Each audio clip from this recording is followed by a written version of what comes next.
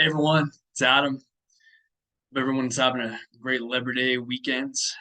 And I'm gonna do a quick video on the economy here, on a couple of Twitter posts I found, and an excellent article from Redfin. So I'll get right into it. So the average payment on a new home is now at a record $2,750 a month. So just a significant amount of money having to be allocated towards shelter with this high average new home payment. The average house is now renting for a record $1,900. The average new car payment is now at a record $733 a month. The average used car payment is now at a record of $530 a month. I mean, just really an astonishing. I mean, like $733, and that's almost like a studio apartment, just now in a lot of cities. Just quite a figure there. And the average student loan payment will be $500 a month when payments resume. I thought I had read that it might be lower than that, but I guess they're going off the average. I think I might have been looking at the median. So the average, yeah, I mean, they're probably right. So $500.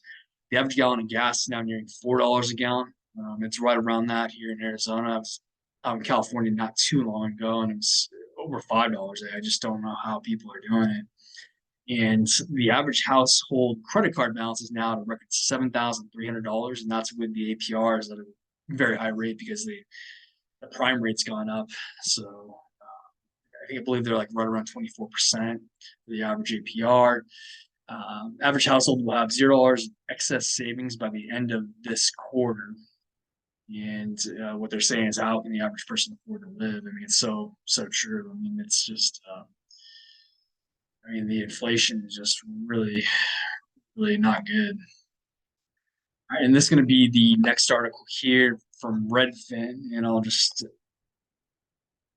bring it up here with the title: Real Estate Investors Pull Back, Buying 45% Fewer Homes Than a Year ago. And some of the highlights from the article: the drop in investor purchases outpaced 31%, the 31% decline in overall home sales. Investor market share is down 16% after hitting an all-time high of 20% in the first quarter of 2022. Investors are also making up a smaller share of the home selling pie, with 8% of new listings owned by investors, down from a peak of 13% at the end of 2021. Investors are gravitating to low-priced homes and single-family homes through investor purchase of single-family homes. Though investor purchases of single-family homes declined year over year due to limited inventory. And there's a chart that Redfin has that's a really interesting chart. This is national year over year growth in investor purchases. As you can see, with the collapse of the housing market in 2008, it's significantly declined. And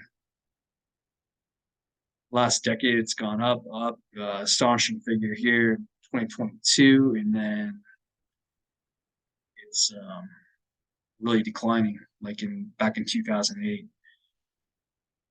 The high interest rates, the high price of a home, you have to kind of wonder, I mean, how much do they think prices are going to appreciate that much more, especially when the affordability due to interest rates is just not there as it was a few years ago.